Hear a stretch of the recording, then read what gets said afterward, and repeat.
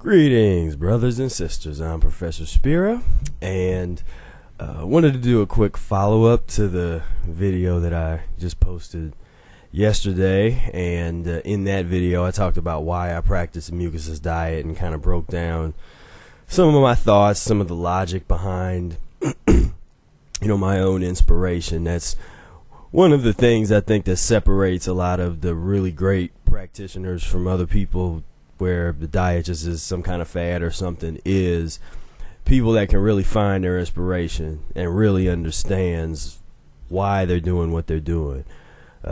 Because this takes such a commitment that it's not enough to just not want to be hurt anymore.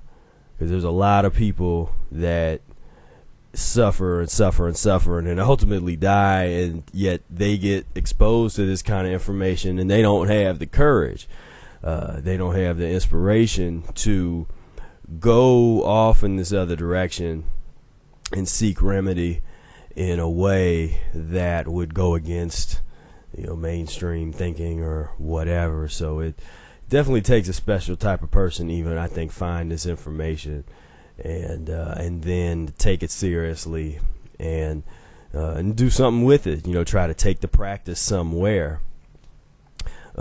That's always a huge topic people like to ask is, well, how long does it take? And like I said, for me, it's about the mucusless lifestyle, because mucus-free has its own mindset, has its own sort of system of goals and value system, ethics, and all these kind of things, and it's distinctive, and it needs to sort of stand apart from some of the neighboring communities. And that's some of the work I'm trying to do, is make these things more clear. But what I wanted to address today was there was a question on one of my a question on the video that I had posted about Dr. Morris. And I'd posted up in the video, there's a little clip of Dr. Morris talking. And of course, Dr. Robert Morris, he's I consider him the greatest healer right now, the greatest living healer in terms of his numbers. The numbers don't lie. I mean, you can't, whether you at the end of the day, I mean, you look at the numbers, look at the people that have healed and what they've been healed of, or healed themselves, got the tools to be able to heal themselves. And that's like the end of the discussion for me. But the thing is, the question was, well, Dr. Morris doesn't necessarily look like the picture of what you would think, some kind of like the greatest healing raw food guru. We have all these images and these concepts in our head and these stereotypes and all this stuff of what we think we want to see. And what I've learned is that that's often misleading, because we're in such an opposite time period. I mean, you almost can look at anything and sort of interpret the opposite. If something's on TV and they're saying that it's good, it's probably bad, and vice versa. They say a bad cat or a black cat is bad luck. It must be good luck. Everything is opposite out here. But what I've learned is these are like old wisdom, old truths, and sometimes people just overlook them and don't really apply them to themselves. And the people that I think overlook this the most is people that think that they're more advanced. Think that they're a little more like, well, I'm intelligent and I can see through things. But what I found is, like I said, you don't judge a book by its cover. And that's old school. It doesn't get any more classic wisdom than that. But let me break this down. You will be exposed to, and I believe this, you will be exposed to what you need, but not necessarily how you want it. And so what happens is you might be going through something. Say you got some cancer or something, or you're diagnosed with something crazy, and you have a couple choices. I mean, you can go to the death sentence and just sort of stay in the just stay in your line. Don't get out. Don't work. As long as you stay in your line, you'll at least have support. You're gonna die and you'll go through a lot of pain, but you will have support because people respect a certain way to do this thing. You go outside of that line, you're not gonna get as much respect. But say you go outside of that line and you start looking into natural ways to heal, and depending on what kind of person you are and what kind of stereotypes you hold, you're going to be looking for a certain type of person to get this information from. Well, what if you come across one of my videos, and here's kind of what I'm getting down to. There's people that would come, that based on their own cultural upbringing and their different cultural stereotypes and all this kind of stuff, there's some people that would say take Dr. Morris more seriously or get into him, and but if they were to see one of my videos, they might, they'd be like, oh well, that dude, just based on the way I look. And we're being real right now. This is a conversation people don't like to talk about, especially in the plant-based community. People don't like to talk about race. People don't like to talk about stereotypes, cultural maladies that are outside of the realm of dead animal flesh kind of topics. But that's a reality, and it's something that as a black person that makes these videos and tries to help people and works with a lot of different people, I think about that because I know that, there's certain stereotypes in the society about the facial hair, skin color, so on and so forth. So there's a lot of people that might need my message, but based on societal structures, and I connect that into karma, but based on these things, they might not be ready to hear it from me. They might want to, if my message was coming from another person that they, have been socialized to, they might be open to it. But here's something coming from me, and it's like, oh, that dude. He ain't no medical doctor. He's just on there talking. So I know that attitude's out there, but it goes both ways because I know people that practice the Mucusless diet that I think would need the Dr. Morris level information, and because it's like the way our thing sort of works is we're specializing in different elements of this whole plant-based revolution piece, in terms of Dr. Morris, his thing is terminal illness. I mean, he's picking up where Eric left off in terms of the terminal illness side of things and the sanitarium side of things, and to take people that are that have everybody told them they were definitely going to die, and pop them back up, get them back out the door running around. So that's his thing. I mean, he runs that. Been doing that for over 40 years.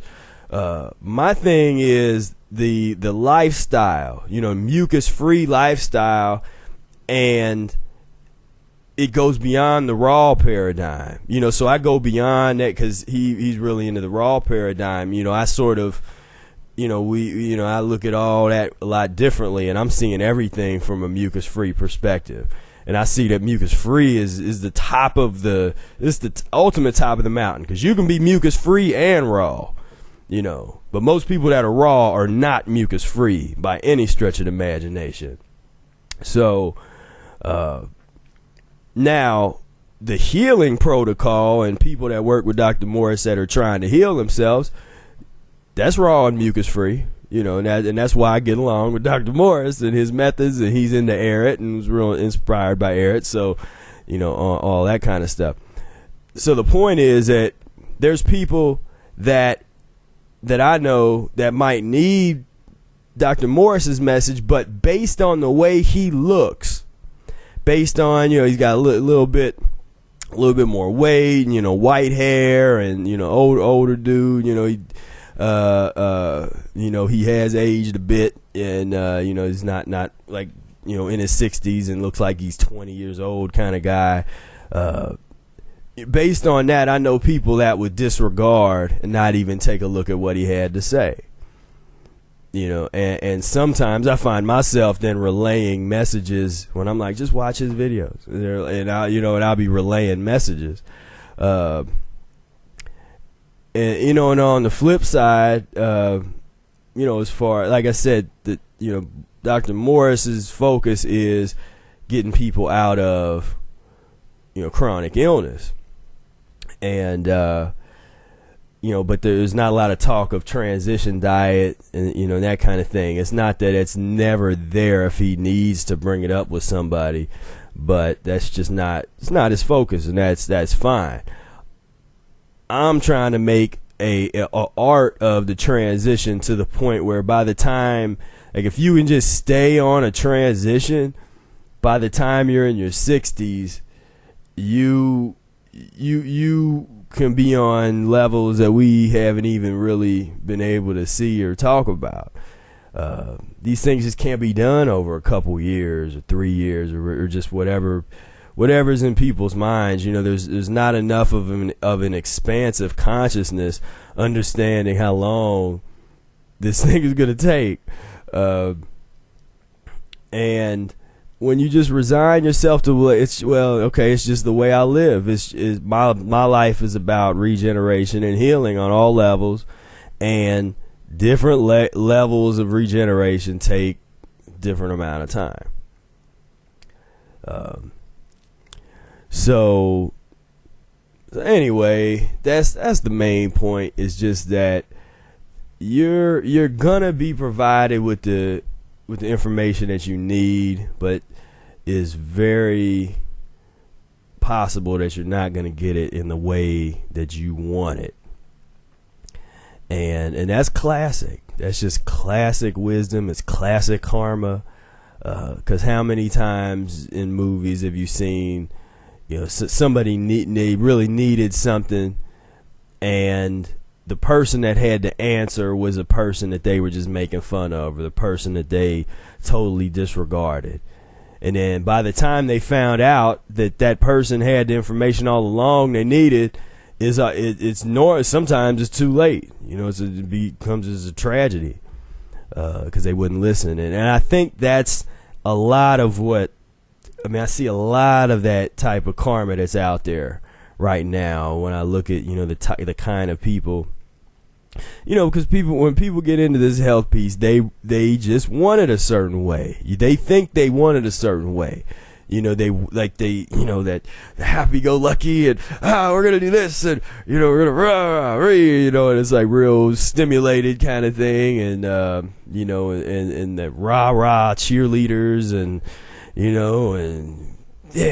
all that kind of stuff, and that's it is what it is, but that's just not this vibration, and that turns some people off because they don't really understand this vibration. They don't know what they haven't figured this piece out yet, and they're not intellectually curious enough to dig in, which is what kind of annoys me, because I've always been the kind of person that I'm gonna just look into something, whether just if I see something that I don't know about or don't understand, I'm at least gonna check it out. But that's just unfortunate. That's not super duper common, as I've come to find out among folks. But so anyway, that's my message. I mean, this kind of went on a little longer than I wanted it to, but the other thing too with Dr. Morris is he, a lot of us that do some of these things kind of consider, like, look at what we're going through. It's almost like karma yoga, where you're trying to, that's where you're kind of burning off some karma and you're trying to right some wrongs, and you kind of give of yourself. And so as a healer, that takes a lot out of you. And he's kind of, in the early days before he didn't really know anything about the transition. And when he did 2 years as a fruitarian on nothing but fruit, and he had never really transitioned, and he didn't transition in and out, all this stuff that I'm like on tight, like hardcore, like transition. Just, it's a mentality. Because as soon as you can practice whatever diet you think you're practicing. You could think you're a vegan, but you can have a transition mentality, or you can think you're a raw foodist and have a transition mentality. To me, that's what I'm trying to bring to the conversation, that everybody can use, regardless of if you want to, really get into the mucusless side of it. But my approach is that, as I said in the other video, it's not a question of if these illnesses will come. It's just a question of when. And will you know what to do when they come, depending on their severity. If you're practicing the mucusless diet and you're transitioning, you're learning how to fast, and all these kind of things, when something happens, like when the real deal hits the fan and you got to get incredibly serious, you're going to know what to do. Most people that don't practice the diet, they have no clue. If it's vegans and they think they're doing pretty good, and they're eating all this tofurkey and Boca burgers and yogurts and vegan yogurt and all this kind of stuff, then when they get hit with something, they're like, they don't have a clue. They don't know what to do. Or even the raw folks, where if they don't understand the fasting side when they need to get into that, or don't know anything about colon therapy, hydrotherapy and enemas and stuff. So this is, plays an important role. But in terms of transition, I think transition, I would be interested to have seen Dr. Morris if he'd really transitioned from, with a more long-term mindset. But that wasn't meant for him. It was meant where he jumped in, did what a lot of the folks do, which is do the real kind of extreme fruit, 2 years of fruit without having fasted, and then broke. I've recently seen he didn't necessarily break the fast with a piece of fish, but it was soon after he had stopped. He had broke the fast. There was some fish that came up. Then it made him totally sick, and he fasted himself back out of that. But that was all. I give him. You could give people that latitude of. I think first that was before he had read the Mucusless Diet. One thing, But So anyway, that's kind of my thoughts on that. Is really be careful. Really look at your own upbringing. Really critically analyze the stereotypes that you hold. Things that you see certain kinds of people or certain things in the media, or meet certain people or something, and if you immediately always have some kind of messed up reaction to, it's one thing if you get a bad vibe from an individual person, because we can all have that kind of feeling sometimes. If somebody were like, that person's probably, their energy is not real right for me. But if you're doing that for like an entire people, that looks the same or looks similar or have, whatever, then that gets dangerous, because there's gonna be a karma thing is gonna happen, where you're gonna need information from somebody that is a part of whatever it is that you don't like, whatever it is that if you hate for no reason, believe me, you're gonna the person that has the information that you need is gonna be the person that you hate. It's just symmetrical like that. That's the cause and effect that we're dealing with out here. So I want to thank you as always for checking me out, and I'll talk to you later. Peace, love, and breath.